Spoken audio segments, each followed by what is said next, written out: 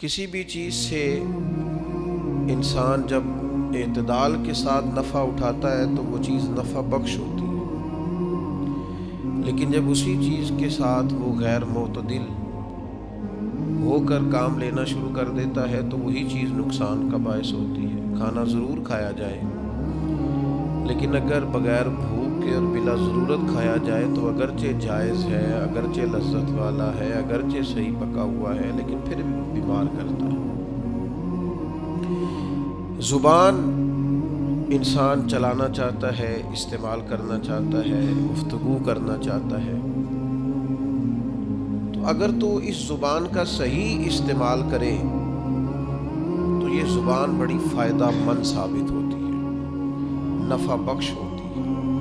لیکن اگر اس زبان کا غلط استعمال کرتا ہے، بے جا استعمال کرتا ہے اور مبالغے کے ساتھ اسی زبان کا استعمال کرتا ہے تو سب سے بڑی آفت بھی انسان کو زبان کی وجہ سے ملتی ہے۔ بہت گفتگو لوگ کرنا چاہتے ہیں، بہت بات کرنا چاہتے ہیں، اس کا طریقہ بتایا نا اسلام، کرو بات، ہر وقت کرو، لیکن ادھر ادھر کی نہ کرو، اللہ رسول کا ذکر کرو، بولتے رہیں ہر وقت، بے شک کریں آپ ذکر، پر کریں ذکر الہی۔ دنیا داری کی باتیں دل سخت کر دیتی ہیں، جب آپ دنیا داری کی گفتگو کرتے ہیں تو جھوٹ سرزد ہوتا ہے، اس کے نتائج بڑے خوفناک برآمد ہوتے ہیں۔ تو ہمیں خوبصورت طریقہ بتایا اللہ تعالیٰ نے قرآن مجید میں کہ یا ایھا الذین آمنوا اذکروا اللہ ذکرا کثیرا، اے ایمان والو تم اپنے رب کا ذکر کرو کثرت کے ساتھ۔ کتنا کرو اور اس کی حد کتنی ہو؟ فرمایا وَسَبِّحُوهُ بُكْرَةً وَأَصِيلًا، صبح و شام بس اسی کی پاکی کا بیان کرو، صبح ہو، شامیں ہو، راتیں ہو، دوپہر ہو، سپہر ہو، تم اسی کی یاد میں اپنے آپ کو لگائے رکھو۔ کثرت کے ساتھ اگر کوئی تم نے کام کرنا ہے تو اللہ کی یاد ہے، اس کے نتائج برآمد ہوتے ہیں، انسان قلبی اطمینان محسوس کرتا ہے۔ دانشور کہتے ہیں کہ بہت زیادہ باتیں کرنے والا آدمی، بہت زیادہ باتیں کرنے والا خود بھول جاتا ہے کہ بھلا میں نے پہلے اس شخص سے کیا کہا تھا۔ بہت زیادہ باتیں کرنے والے آدمی کا حافظہ کمزور پڑنے لگتا ہے۔ بہت زیادہ گفتگو کرنے والا آدمی اعصابی طور پر تھک جاتا ہے، تھکاوٹ اسے ہونے لگتی ہے۔ لیکن اللہ کا ذکر اور اللہ کی یاد ایک ایسی چیز ہے، آپ مستقل کر کے دیکھ لیں، جتنا کرتے جائیں گے طبیعت میں تازگی آتی جائے گی، اس میں سرور آتا جائے گا۔ سید نعیم الدین صاحب مراد آبادی رحمۃ اللہ تعالی علیہ نے ذکر کی 3 قسمیں بیان کی ہیں۔ فرماتے ہیں ایک ذکر ہے ذکر لسانی، کہ تم اپنی زبان سے اللہ کو یاد کرو،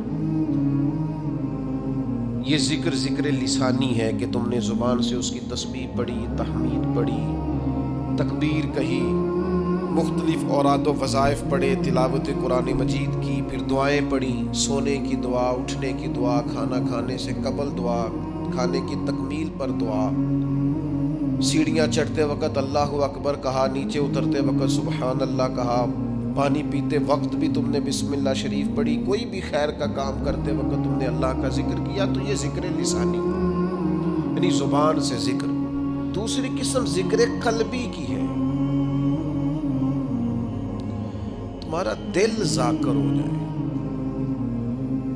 یعنی وہ جو ذکر قلبی ہے نا، اس میں شکر بھی شامل ہے، یعنی انسان اپنے اوپر خدا کی نعمتیں دیکھتا جاتا ہے اور اس کا دل اسے عاجزی کی طرف لاتا جاتا ہے، وہ موم بتی کی طرح ڈھلتا جاتا ہے، اس کا دل بار بار اسے کہتا ہے نہیں تھا تو اس قابل جو رب نے تجھے عطا کر دیا، بار بار اس کے دل سے ذکر جاری ہوتا ہے، بار بار اسے احساس ہوتا ہے کہ کر تو یہاں نہ ہوتا تو پھر بتا کہاں ہوتا، بار بار اس کی طبیعت پر یہ بات غالب ہوتی ہے۔ پھر ذکر قلبی کا ایک معنی یہ بھی ہے کہ انسان تفکر کرتا ہے، غور کرتا ہے، جیسا کہ نبی پاک صلی اللہ تعالیٰ علیہ وسلم نے فرمایا دنیاوی معاملات میں جب بھی دیکھو اپنے سے نیچے دیکھو، وہ لوگ بھی دیکھو جو تم سے کم سہولیات رکھتے ہیں، تم سے کم سرمایہ رکھتے ہیں، دنیاوی طور پر تم سے پیچھے۔ یہ بھی ایک ذکر کی صورت ہے کہ تم جب دیکھو کہ ایسے لوگوں کو کہ جو تم سے کمزور زندگی گزار رہے ہیں، تو تمہارا دل ذاکر بنے گا، شاکر بنے گا، تمہاری طبیعت میں خیر آئے گی۔ یہ بھی ذکر قلبی کی ایک صورت ہے۔ اور پھر ذکر قلبی کی یہ بھی ایک صورت ہے کہ آپ مظاہر قدرت میں غور کریں۔ اللہ کے پیدا کردہ کائنات میں جو رب نے حسن پیدا کیا ہے، جو کیا شاندار جھیلیں ہیں، پہاڑ ہیں، وادیاں ہیں، ندیاں ہیں، بندہ دیکھتا جائے اور اللہ کی قدرت میں کھوتا چلا جائے۔ محو، یہ بھی ذکر قلبی کی ایک کیفیت ہے کہ وہ محو ہوتا جائے، اس کا دل کہے کیا بات ہے، مالک نے جو بنایا ہے خوب ہی بنایا ہے، محو ہوتا جائے۔ قرآن مجید کی آیات میں غور کرے، اس کے نئے سے نئے مفاہیم پر توجہ کرے، نیا سے نیا ذائقہ اسے نصیب ہو۔ یہ ذکر قلبی کی کیفیات ہے۔ پھر وہ مراقبہ کرے، وہ دیکھے کہ یار کتنے میرے جرم ایسے تھے، کتنی میری خطائیں ایسی تھیں جن پر پکڑ ہو سکتی تھی، لیکن وہ کتنا مہربان ہے، اس نے درگزر بھی کیا، پردہ بھی رکھا، رحمت بھی فرمائی۔ ایک تو ذکر لسانی ہے، پھر ذکر قلبی ہے کہ آپ کا دل ذاکر ہو جائے۔ اور صوفیاء کہتے ہیں کہ یہ جو ذکر خفی ہم کراتے ہیں نا، کہ تھوڑا سا گردن جھکا کے دل پر توجہ کرو، یہ دھڑک نہیں رہا، یہ تو اللہ اللہ اللہ اللہ کر رہا ہے۔ اس پر غور تو کرو، یہ ہے تمہارے پاس پر یاد کسی اور کو کرتا ہے، یہ سینے میں تمہارے دھڑکتا ہے پر نام کسی اور کا لیتا ہے۔ یہ دل جو ہے نا، یہ اگر ذاکر ہو جائے اور یہ اللہ کی یاد میں لگ جائے اور احساس پکا ہو جائے کہ دل دھڑک رہا ہے تو اللہ اللہ کر رہا ہے، تو پھر تو لوگ سوئے بھی ہوتے ہیں تو ان کا دل اللہ کی یاد میں مصروف ہوتا ہے۔ حضرت سلطان صاحب رحمۃ اللہ علیہ فرماتے ہیں جو دم غافل سوئی دم کافر، سانو مرشد ہو پڑھایا، نفی اسبات دا پانی ملیا تے ہر رگے ہر۔ یہ نفی اسبات کیا ہے؟ لا الہ نفی ہے، اللہ کے سوا کوئی معبود، یہ نفی ہے۔ الا اللہ اسبات ہے کہ اللہ ہے، لا الہ اللہ کے سوا کوئی، یہ نفی ہے، الا اللہ اسبات ہے۔ تو کہتے ہیں کہ نفی اسبات دا پانی ملیا، یعنی لا الہ الا اللہ کی ضربیں لگائیں تے ہر رگے ہر جائی ہو، پھر اندر بوٹی مشک مچایا، میری جان پھلاں تے آئی ہو، پھلاں تے، یعنی اب میرا وجود اتنا ہلکا پھلکا ہو گیا ذکر کرتے کرتے کہ پھولوں کی طرح ہو گیا۔ نفی اسبات دا پانی ملیا تے ہر رگے ہر جائی ہو تے اندر بوٹی مشک مچایا، جہاں پھلاں تے۔ تو پھر کہتے مجھے پھر یاد آیا کہ میں تو یہاں آ ہی نہیں سکتا تھا، چھوڑ کون گیا ہے؟ یہ ذکر میں مجھے لگایا کس نے؟ یہ میری توجہ کس نے کرائی ہے؟ کہتے ہیں جب میں پوری طرح پھول بن گیا تو پھر مجھے وہ محسن یاد آیا جس کی برکت سے میں یہاں آیا تھا۔ پھر بول کے کہنے لگے جیوے مرشد کامل باہو، جس اے بوٹی لائی، وہ جیتا رہے، اللہ تعالیٰ اس کو آباد رکھے، الہی تا ابد آستانہ یار رہے، آسرا ہے غریبوں کا برقرار رہے۔ پھر دعائیں نکلنے لگ گئیں، جیوے مرشد کامل باہو جس اے بوٹی لائی۔ تو ذکر قلبی۔ پھر تیسری قسم ہے ذکر بالجوارے، اعضاء کے ساتھ ذکر کرنا،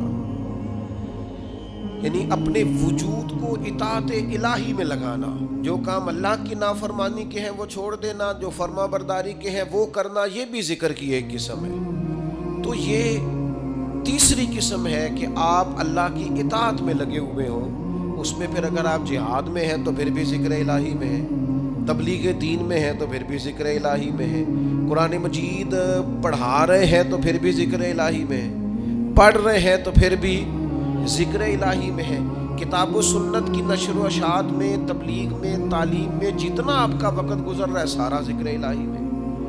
تو یہ ذکر الہی کی 3 اقسام ہیں، ان میں سے کوئی بھی نصیب ہو گئی تو اللہ کی یاد نصیب ہو گئی۔ بڑے نتیجے ہیں ذکر کے، حدیث پاک میں بڑے نتیجے ہیں۔ حضور نے فرمایا فرشتے ڈھونڈتے پھرتے ہیں ذکر کی مجلس میں، فرشتے ڈھونڈتے پھرتے ہیں، تلاش کرتے پھرتے فرشتے، کیا؟ کریم فرماتے ہیں ذکر کی مجلس سے ڈھونڈتے ہیں، پھر وہ جہاں مل جاتی ہیں وہاں بیٹھ جاتے ہیں۔ کون ہے؟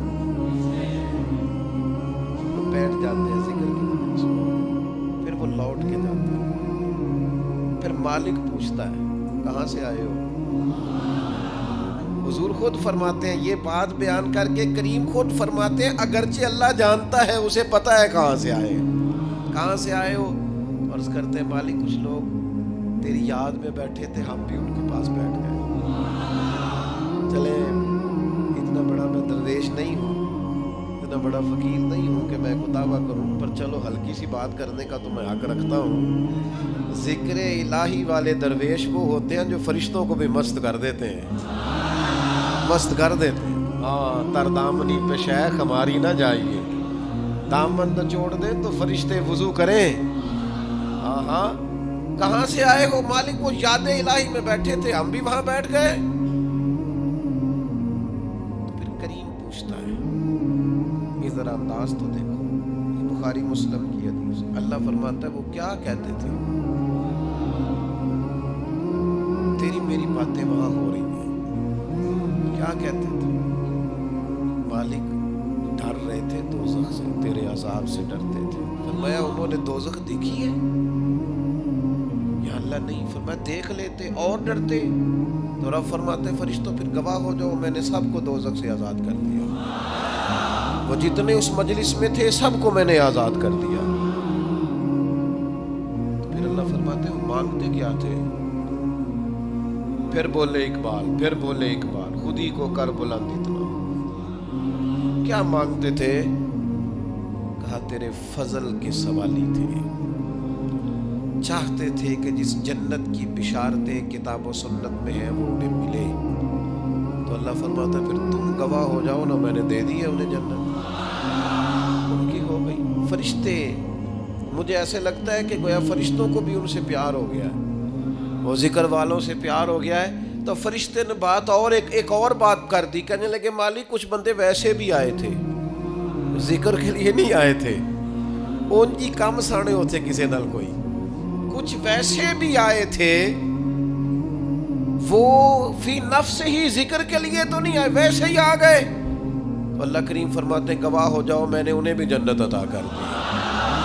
اور حدیث کے لفظ یہ ہیں کہ اہل ذکر کے پاس بیٹھنے والا بندہ بھی کبھی شقی نہیں رہتا، بدبخت نہیں رہتا، اللہ اسے بھی نیک بخت بنا دیا کرتا۔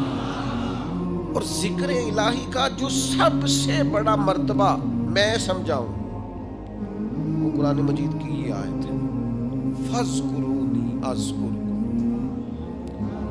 کیا یہ بڑی عبادات اور بھی ہے، پر خدا کو یاد کرنے کا یہ ذائقہ اور جو اجر اس کا اللہ نے بیان کیا ہے، وہ یار یہ اس کا انداز تو دیکھو، قرآن مجید کی آیت کا انوکھا نرالا۔ یعنی ذکر پر ثواب بھی ہے، لیکن ذکر الہی پر اجر کا یہ رنگ، اس عبادت پر یہ انداز نوازنے کا، فَاذْكُرُونِي أَذْكُرْكُمْ، تم مجھے یاد کرو میں تمہیں یاد کروں گا۔ یعنی اللہ کی بارگاہ میں ذکر ہوگا، گناہگاروں کا، مجرموں کا، کمزوروں کا، ضعیفوں کا، جن کے نام کی کوئی شہرت نہیں، جنہیں کوئی نہیں جانتا۔ فرمایا تم مجھے یاد کرو میں تمہیں یاد کروں گا۔ اور حضور علیہ السلام نے فرمایا تم زمین پر رب کو یاد کرتے ہو، اللہ فرشتوں میں تمہارا ذکر کرتا ہے۔ اگر تم اسے تنہائی میں یاد کرتے ہو تو کریم بھی تمہیں یاد کرتا ہے، اور اگر تم لوگوں کے بیچ یاد کرتے ہو تو اللہ فرشتوں کے درمیان تمہارا ذکر فرماتا ہے، تم مجھے یاد کرو۔ اور فاضل بریلوی رحمۃ اللہ علیہ نے جو ترجمہ کیا وہ بڑا انوکھا ہے، فرمایا رب کہتا ہے فاذکرونی اذکرکم، تم مجھے یاد کرو میں تمہارا چرچا کروں گا، جگہ جگہ تمہاری یاد ہوگی۔ گلیوں سے ایسے کونوں سے گزرنے کا موقع ملتا ہے جہاں خیال ہوتا ہے کہ بھلا یہ لوگ ہماری بات کیسے سمجھتے ہوں، لیکن وہ کریم ہے نا، بندے کو بتاتا ہے کہ ابھی تو پورا فرما بردار نہیں، تو تیرے اللہ اللہ کرنے سے یہ انعام ہے، اور اگر تو پورا تابع دار ہو جائے تو یہ اللہ تعالیٰ انعام عطا کرتا ہے۔ اگر تھوڑا سا بھی، میں آپ سے عرض کروں گا اپنے وقت کو ادھر ادھر کی باتوں میں نہ لگایا کریں، آپ زیادہ سے زیادہ اوقات ذکر الہی میں لگائیں، زیادہ سے زیادہ۔ مجھے بڑے دکھ سے یہ بات کرنی پڑتی ہے کہ ڈھیر سارے لوگ ایسے ہیں جنہوں نے اپنی طبیعت کو ذکر کا عادی نہیں کیا، تھوڑا سا بھی ذکر نہیں کر پاتے، باقی ساری گپ شپ ہی کرتے رہتے ہیں۔ تو اپنے آپ کو اس کا عادی بنائیں، کچھ تسبیحات، کچھ اوراد و وظائف۔ میں اکثر دوست سوچتا ہوں کہ جن وظائف کے نبی پاک علیہ السلام نے اتنے بڑے بڑے فضائل بیان کیے ہیں، لوگ ان کو بھی نہیں پڑھتے۔ لا حول ولا قوۃ الا باللہ العلی العظیم۔ حضور فرماتے ہیں یہ اللہ کے عرش کے خزانوں میں سے خزانہ ہے۔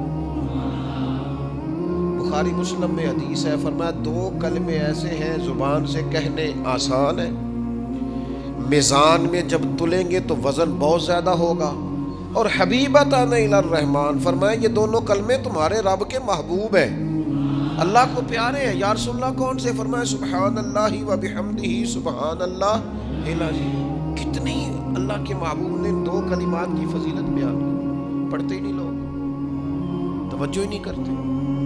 سورہ حشر کی آخری 3 آیات نبی پاک علیہ السلام نے فرمایا تم صبح پڑھو شام تک 70,000 فرشتے تمہاری بخشش کی دعا کریں گے، ترمذی میں حدیث موجود ہے۔ اور صبح پڑھو گے تو شام تک، اور شام پڑھو گے تو صبح تک 70,000 فرشتے بیٹھے ہیں تمہاری بخشش کی دعا میں۔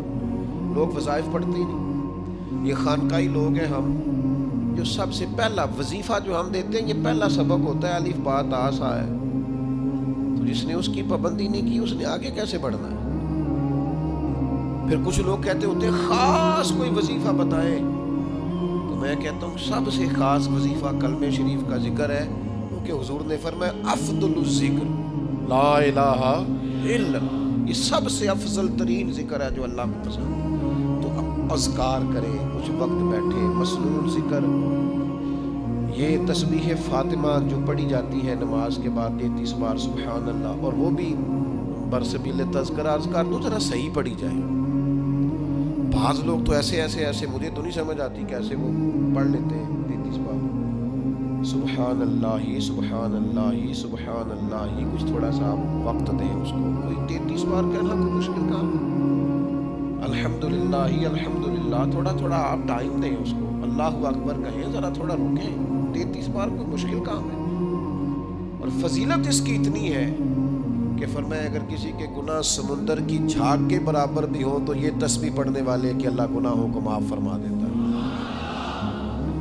تو مسنون اذکار جتنے بھی ہیں، اور ہمارے تو شجرے میں جتنے ذکر لکھے ہیں نا ہمارے بزرگوں نے، وہ سارے وہی ہیں جو حدیث پاک میں موجود ہیں، سارے حدیث پاک والے وظائف اعلیٰ حضرت بریلوی رحمۃ اللہ علیہ، ایک ایک پر ہم حوالہ پیش کر سکتے ہیں، ہم شجرے میں دیتے ہیں تمام احادیث میں، توجہ نہیں کرتے آپ۔ میں آپ سے گزارش کروں گا بہت ساری باتیں ادھر ادھر کی کرنے کی بجائے کچھ وقت اذکار کے لیے لگائیں، لطف آئے گا آپ کو اگر آپ اذکار کریں گے، آپ چیزوں کو پڑھیں گے، آپ اس پر غور کریں گے، آپ کو ذائقہ نصیب ہوگا۔ تو اپنی طبیعت کو ذکر الہی کی طرف مائل کریں، اللہ تبارک و تعالی ہمیں سمجھنے کی توفیق عطا فرمائے۔